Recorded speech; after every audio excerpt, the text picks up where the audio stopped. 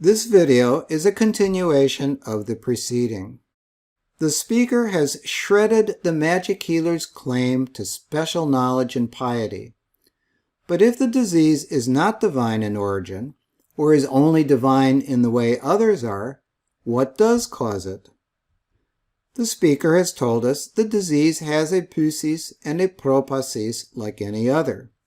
For starters, all diseases are hereditary, and this disease is no exception.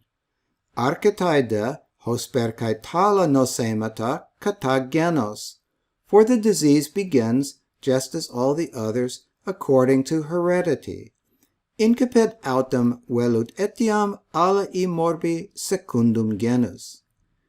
The ancients believed the fetus grows from a seed or seeds, and they debated where this seed comes from both the father and the mother, from a specific body part or parts.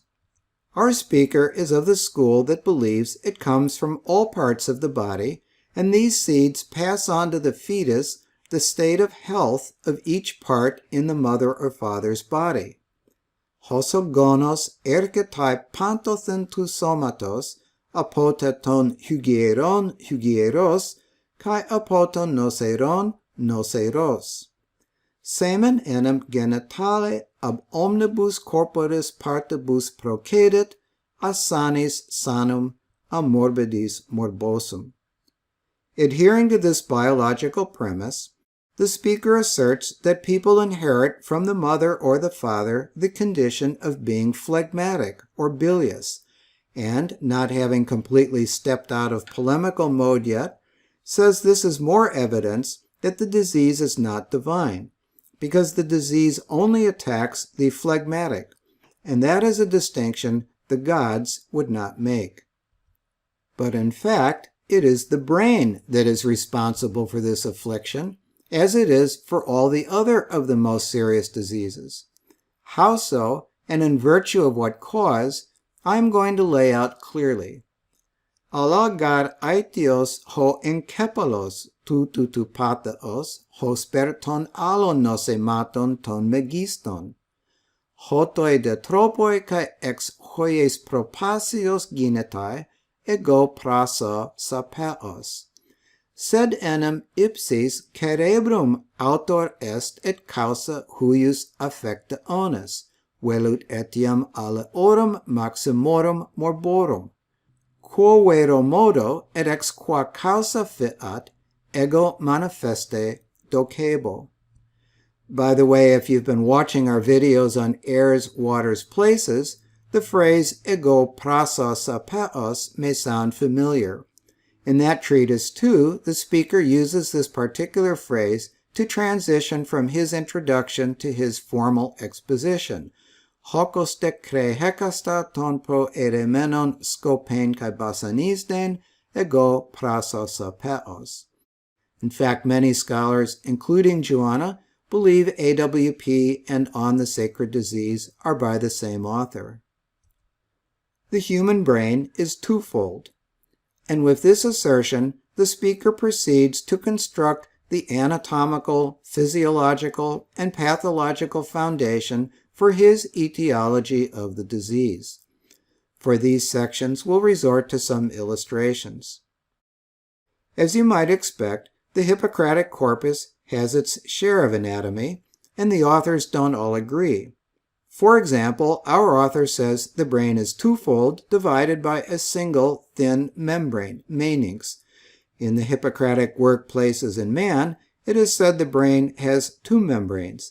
These would be the dura mater and pia mater, two of the three meninges we have identified today. Fundamental is the author's theory of the human circulatory system, or vessel theory. Kai plebis de es auton tenusin, duo de pacei, he men apo tu hepatos, he de apo tu splenos. And vessels extend to the brain. Two of these are especially thick, one from the liver, one from the spleen. Of these two special vessels, he describes in detail the path of the vessel from the liver, which the Greeks called the koile pleps, or hollow vessel, and which is the thicker and stronger of the two, hence with more capacity. It goes down to the toes and up past the diaphragm and the right side of the lung to the brain, with branches going to the heart, the right arm, the right ear, the right eye, and the nostril. Sed et vena in ipsum tendunt, duae vero crassae, altera ab hepate vocatur vena cava, altera de leena. Cata tautas datas plebas, kai esagomata to pollutu pneumatos. Now by these vessels we also introduce into ourselves the greatest part of our breath. Haute gar hemin esin anapno ai tu somatos ton e era es spas helkusai. For these vessels are the body's vents, drawing the air into themselves. Note that in theory, ho aer is the external air, to pneuma, that air or breath inside the body, but the speaker seems to mix the two indiscriminately and will translate both as air. Kai esto soma toloi pon oketeusi katata plebia, kai anapsukusi, kai palin apiasin. And they transport the air to the rest of the body via the small vessels, and they cool the body thus, and they release the air again. Ceterum in has venas etiam spiritus copiam inducemus, hae enem corporis nostri respirationes sunt, aerem in se ipsas trahentes, et in reliquum corpus ac venulas derivantes refrigerantque ac russus dimittunt. The key point he proceeds to make about this ventilation system is that it is not possible for this circulating air to be immobile. It necessarily travels up and down, ano te kai kato, and if it stops and is cut off somewhere, that part of the body where it is stopped becomes powerless. Perimenton plebon hutos eke, and that finishes the teaching on vessels. A few points. The ancient physicians did not distinguish the venous and arterial systems. This had to wait for William Harvey in the 17th century. That is why the better modern translators translate plebes more neutrally as vessels rather than veins, so as to not imply this distinction. How did the ancients, for all their other considerable accomplishments, fail to discover the circulation of the blood? Entire books have been written to address that question, but one reason, in the case of the Hippocratic authors of the 5th and 4th century, is that at that time the Greeks did not perform human dissection. Why? That is a big topic beyond our scope. But to a significant degree, the inside of the human body was invisible to them. So, for example, when you see an illustration such as ours showing the liver and the spleen, that is only an aid and is not to be interpreted as a necessarily accurate representation of the given ancient author's understanding as to location or function. As understood by the Hippocratic physicians, what circulated through the network of major and minor plebes and plebia? Air, we've just been told, and definitely blood. Our speaker later in the treatise refers specifically to plebes haematitidas, blood vessels, but we will also see momentarily bile and phlegm. And in the different treatises of the Hippocratic corpus, we also see water, the liquid the Greeks called ichor, nutriments and mother's milk, urine and sperm. The treatises in the corpus can be vague about this, which can be confusing. For the speaker's purposes, this is what we need to know about the anatomy of the brain and the anatomy and physiology of the vessels that reach into it, and especially their role in circulating the air we breathe in and out. We are now ready for the pathology of the disease. The speaker begins by repeating that the disease is born in those who are phlegmatic, but not in those who are bilious. Hede nusos haute ginetai toisi men phlegmatiesi toisi de collodesi u, at vero morbus ipse sic in pituitosis in biliosis non. Archetai de puistai epi tu embryu in te metre e ontos. The disease begins to grow in the embryo while it is still in the womb. Kathairatai gar kai ante hosperta ala melaa prine genestai kai hoenkepalos. For the brain is purged and sprouts buds just like the other parts of the body before birth. Incipit autem fieri in foetu ad huc in utero existente. Purgatur enim et florescit cerebrum, velut etiam alae partes preusquam gignantur. In the medical treatises, anthe is another common metaphor from the plant world, but the verb here also has the very literal sense of growing, in this case, temporary physical protuberances that contain the purged matter, a meaning you can see clearly in a phrase a few sentences later, referring to purgation in the postnatal infant ex anthe helcaa estain kepalein, sores bloom on the infant's head. The embryo in this scenario is genetically phlegmatic, but the fetal brain undergoes a natural process of purgation of phlegm. If this prenatal purgation occurs in the right measure, everything will be fine. If this does not occur, and the phlegm concentrates unpurged in the brain before birth, one of two things will happen to this little guy. Hoisi men paidioisine usin exanthe helcaa kai esten kepalein kai esta ota kai. To those who, as infants, sores bloom on the head and the ears and the rest of their body, and who become slavering and running at the nose, they do well as they advance in age. In taute gar apie, kai ek kathairatai to plegma ho ekrein in te metre katharthenai. For at this time they expel the phlegm, and the phlegm is purged that should have been purged in the womb. Kai ta huta katharthenta uginatai epilepta te nusoi taute hosepito polu. And the infants thus purged do not become for the most part vulnerable to this disease.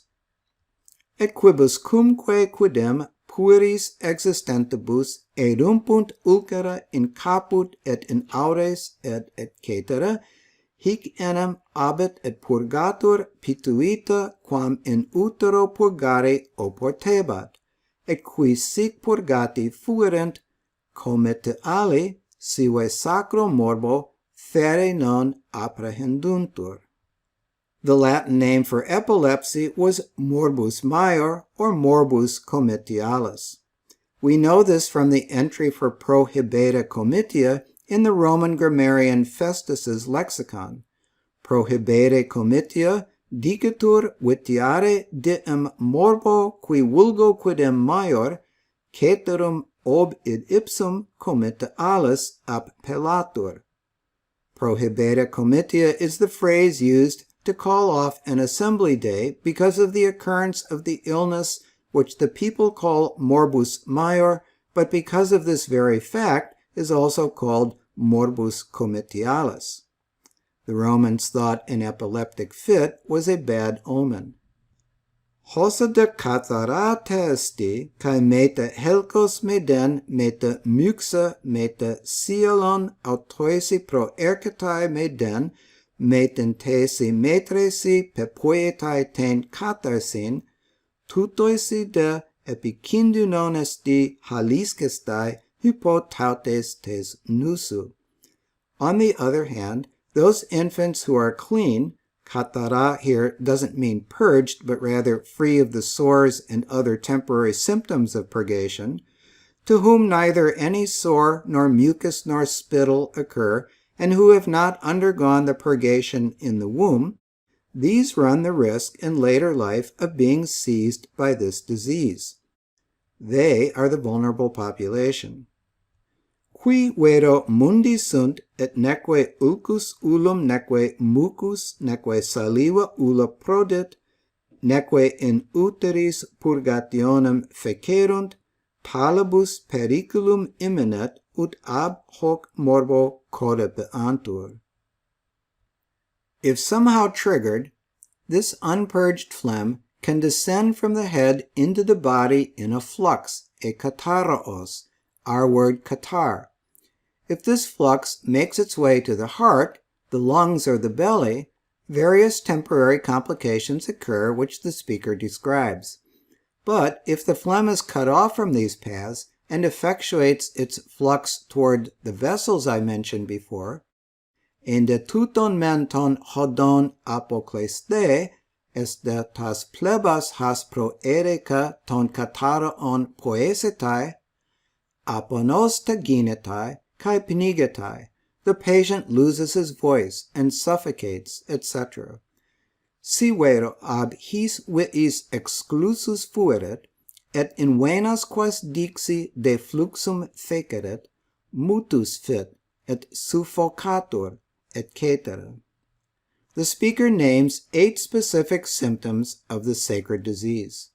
Sometimes these happen on the right side of the body, sometimes on the left, sometimes on both, depending which of the 2 vessels the flux penetrates. Hopos de tuton hekaston pasce ego praso. How each of these happens, I shall now explain. Quomodo vero singula haec perpetiatur ego narrabo. The speaker's explanation for loss of voice and consciousness, aponos teginetai kai uden proneusin, offers especially interesting detail about what he envisions happening inside the body, and his description becomes relevant to the excursus on the brain later. But the Greek text is problematic, and in what follows, I'm going to bypass the Latin. Aponos menestin hotan ex aipnes to plegma epikatelthon epitas plebas, the patient becomes speechless when the flux, having suddenly descended upon the vessels, doesn't permit the air to reach the brain and vessels and cavities, al epilabe ten anapnoen, but intercepts its inspiration. That is, it blocks the body's ventilation system. To elaborate, he explains in greater detail the path the air takes within the body. Hotangar labe anthropos katatostoma kaitus muteras to pneuma, proton men eston enkepalon erketai, epitade esten koilien to pleiston meros, to de epiton pneumona, to de epitas plebas, ec tuton de skidnatai epitaloi pa mera a katatas plebas. For when the human being takes in the air through his mouth and nostrils, it goes first to the brain, then the greatest part of it to the belly, and some to the lungs, and some to the vessels. From these vessels, it is scattered along the vessels to the other parts of the body. Next, he explains the function the air has with respect to the major body parts it reaches. This is Joanna's text, and you can see at a glance how problematic it is. We're labeling it Crux 1, and you'll see a related Crux 2 when we get to the excursus on the brain. I'll muddle through it with some comments. Kai hoson men est ten koilien erketai, tuto men ten koilien diapsuke, kai es allo uden symbolatai. And the part of the air that reaches the belly cools the belly, but contributes nothing else. Joanna believes the complement to symbolatai, when it means contribute to, should always be a prepositional phrase with s, hence the emendation. Tautode to est to pneumona. It is the same with the air that goes to the lungs. That is, with the lungs too, it only has a cooling function. Hode estas plebas aer symbolatai es. However, the air that enters the vessels contributes to some other function that, in Joanna's reconstruction, has dropped out of the text. Estas koilias esion kai eston enkepalon, as it arrives to the cavities and the brain, kai huto ten pronesin, kai ten kinesin toisimelasi par eke. And in this way, the air furnishes pronesis and movement to the parts of the body. Host epedan apoklestosin hai plebes tu eros hypo tu plegmatos kai me paradekontai aponon katistasi kai aprona ton anthropon. Thus, whenever the vessels are cut off from the air by the phlegm and in a state unable to receive the air, the vessels render the patient speechless and unconscious. However garbled the text, the speaker is telling us something highly interesting. That is, the air we breathe furnishes pronesis as well as movement to our body. What is pronesis? Here it is basically our human cognition or consciousness, which we temporarily lose when the air is blocked from circulating inside us. Is he really saying our consciousness comes into our body from the external air? Stay tuned for the excursus on the brain. There's a good deal more to the speaker's positive case. Occurrences of the flux vary in quantity and in the path it takes. Its effects vary depending on factors such as the quantity and quality of the blood that is also in the vessels and the state of the vessels themselves, factors that vary according to the patient's age. Finally, he spends considerable time explaining what triggers this flux from the brain in the first place. What are the internal or external triggers, the causes déclenchantes, the propacias? This discussion he also organizes by age group. The flux may be triggered when the head of a child, warm from the sun or a fire, is suddenly exposed to cold, or by a psychological phenomenon, such as fright, or by a change in the environment, especially the winds. In Chapter 13, the speaker goes into considerable detail about the effects of the winds, an important environmental factor in health which you are well informed about if you have been following our recordings of airs, waters, places. This is one of the primary reasons scholars think AWP and On the Sacred Disease were written by the same author. The discussion ends as follows. En ton anemon tuton tesi metalagesin ananke toisimen notioisi luistaita kai pludan ton enkepalon kai tas plebas kalaroteras ginestai. Toisi de boreoisi sin istastai to hygierotaton tu enkepalu, to de noserotaton kai hygierotaton tu enkepalu ek krinestai kai periclus den exoten. Kai huta tus katarous epiginestai en tesi metabolesi tuton ton pneumaton.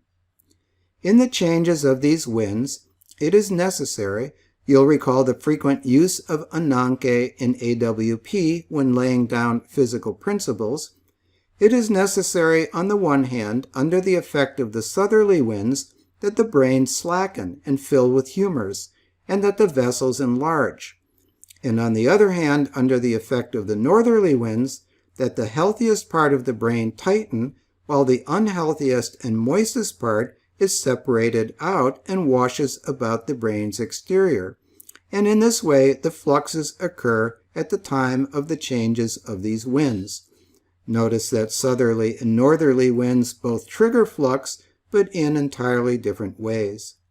Neces est ab austris quidem solvi ac humectari cerebrum et venas laxiores redi.